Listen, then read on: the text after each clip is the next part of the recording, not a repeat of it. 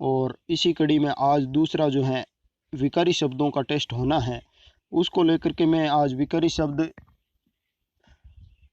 और अविकारी शब्द जो हैं उनके बारे में बताने के लिए आया हूँ।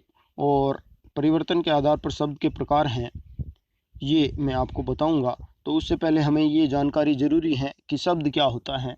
तो शब्द जब दो या दो से अधिक वर्णों का जब सार्थक मेल हो जाता है, जिसका एक अर्थ निकल सके, तो वो क्या कहलाता है? शब्द कहलाता है। तो शब्द के परिवर्तन के आधार पर कितने प्रकार होते हैं? तो उनमें दो प्रकार होते हैं, एक विकारी शब्द और दूसरा अविकारी शब्द। विकारी शब्द हम आज पढ़ेंगे संज्ञा विकारी शब्द, जिसमें शुरुआत में ये पढ़ लेते हैं कि विकारी शब्द होते क्या हैं।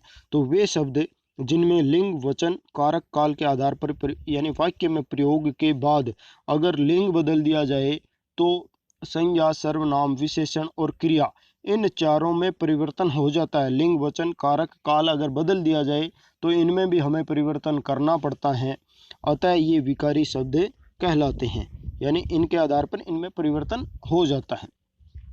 तो ये चार होते हैं, संज्ञा सर्वनाम विशेषण और क्रिया। उसके बाद है अविकारी शब्द। अविकारी वे होते हैं जिनमें लिंग वचन कारक काल में चाहे कितना ही परिवर्तन कर दो वो शब्द वैसे के वैसे रह जाते हैं, वो अविकारी शब्द कहलाते हैं। जैसे क्रिया विशेषण, संबंध बोधक, समुच्चय बोधक, विस्मयादि बोधक, ये चार हैं। और कुछ विद्वान निपात जो है उसे पांचवा भी मानते हैं। आज हम पढ़ते हैं संज्ञा विकारी शब्द के बारे में। तो संज्ञा की परिभाषा हम सब ने पढ़ी है कि किसी व्यक्ति, वस्तु, स्थान, प्राणी या भाव के नाम को क्या कहते हैं? संज्ञा कहते हैं। जैसे राम, मेज, बीकानेर, गाय, मिठास, ये क्या है? संज्ञा है। इसके मुख्यतः तीन भेद होते हैं, कुछ विद्वान पांच भेद भी मानते हैं। तो हम पढ़ते हैं, पहला व्यक्तिवाचक संज्ञा। किसी विशेष प्राणी, किसी विशेष वस्तु या विशेष स्थान के नाम को व्यक्तिवाचक संज्ञा कहा जाता है। जैसे राम, गंगा, बीकानेर, ताजमहल, भागवत गीता आदि, ये क्या है? व्यक्तिवाचक हैं। उसके बाद दूसरी है जातिवाचक संज्ञा। किसी प्राणी, वस्तु या स्थान के समूह या जाति का बोध कराने वाले शब्द क्या कहलाते हैं? समूह या जाति का बोध कराने वाले शब्द क्या कहलाते हैं? जातिवाचक संज्ञा कहलाते हैं। जैसे मनुष्य, स्त्री, पुरुष, बालक, नदी, शहर, पुस्तक, ये क्या है? जातिवाचक संज्ञा है। अब मुख्यतः जातिवाचक और व्यक्तिवाचक संज्ञा में थोड़ा जो अंतर होता है वो भी समझ लेना चाहिए। जातिवाचक में जैसे नदी शब्द दे दिया तो नदी क्या हो गया? जातिवाचक हो गया। लेकिन नदी का नाम दे दिया जाए, जैसे गंगा नाम दे दिया, तो वो क्या हो जाएगा? व्यक्तिवाचक हो जाएगा। नदी तो सब नदियों को संबोधित करने वाला शब्द है, जबकि गंगा एक विशेष नदी को संबोधित करने वाला शब्द है। ये दोनों में अंतर होता है। जैसे ये बीकानेर है, किसी सीधा लिख दिया जाए शहर, तब तो वो क्या है? कोई सा भी शहर हो सकता है, यानी एक समूह को संबोधित करने वाला है, एक जाति को संबोधित करने वाला है। लेकिन अगर शहर का नाम दे दिया जाए जैसे बीकानेर, तो ये क्या हो गया? व्यक्तिवाचक संज्ञा हो गई। इसी प्रकार से पुस्तक, अगर पुस्तक लिखा है तो ये जाति को संबोधित करने वाला है। अगर पुस्तक का नाम लिख दिया जाए जैसे भागवत गीता, तो ये क्या हो गई? व्यक्तिवाचक संज्ञा हो गई। ये इनमें मुख्यतः भेद हैं दोनों में। अब कुछ विद्वान संज्ञा के पांच भेद करते हैं, उनमें कौन से होते हैं? एक है द्रव्यवाचक, चौथा क्या करते हैं? द्रव्यवाचक, और पांचवा करते हैं समूहवाचक। तो उनको अगर हम तीन माने तो इनको दोनों को जातिवाचक के अंदर समाहित कर लिया जाता है। तो उनमें पढ़ लेते हैं। द्रव्यवाचक कौन सा होता है?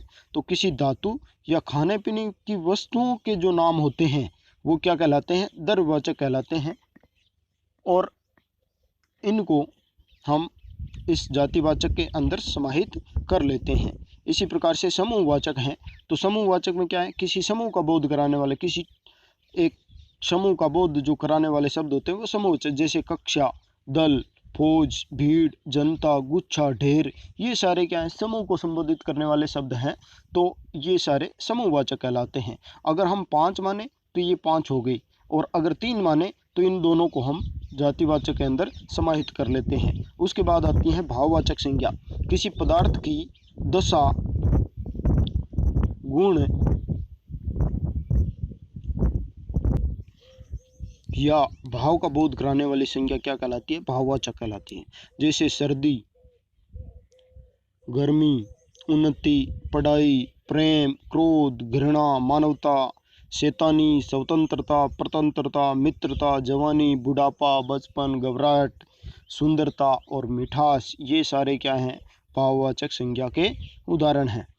अब कई बार परिस्थितियां बदल जाती हैं और व्यक्तिवाचक संज्ञा जातिवाचक के रूप में प्रयोग हो जाती हैं।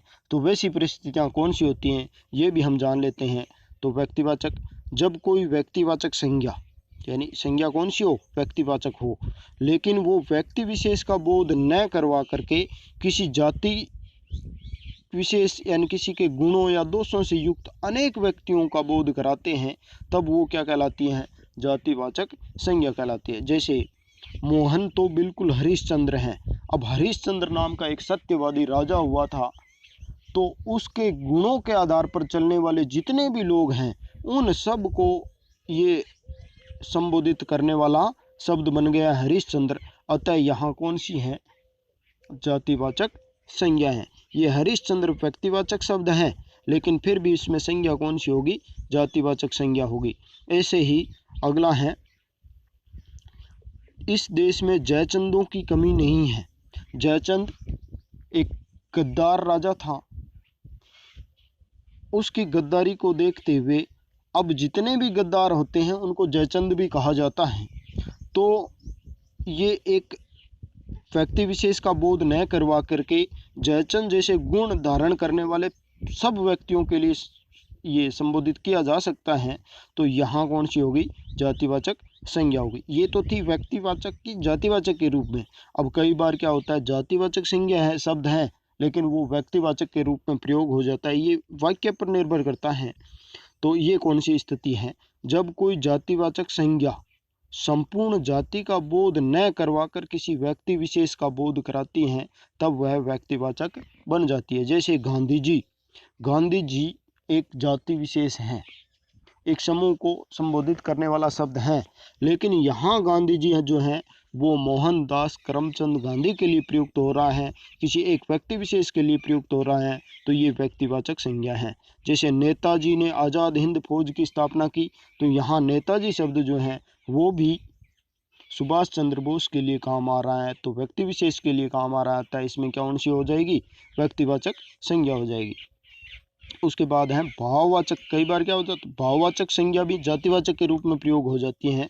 जैसे जब भाववाचक संज्ञा बहुवचन में प्रयुक्त होती है, यानी भाववाचक संज्ञा जब बहुवचन में बदल दी जाती है, तो वो हमेशा क्या बन जाती है? जातिवाचक बन जाती है। जैसे सच्ची प्रार्थनाएं, प्रार्थना शब्द जो है वो भाववाचक है, लेकिन बहुवचन बना दिया जाए सच्ची प्रार्थनाएं, तो वो क्या हो गई? जातिवाचक। बुराई क्या है? भाववाचक है, लेकिन बुराइयों से बचो, तो बुराइयां क्या हो गई? जातिवाचक हो गई। तो धन्यवाद मित्रों।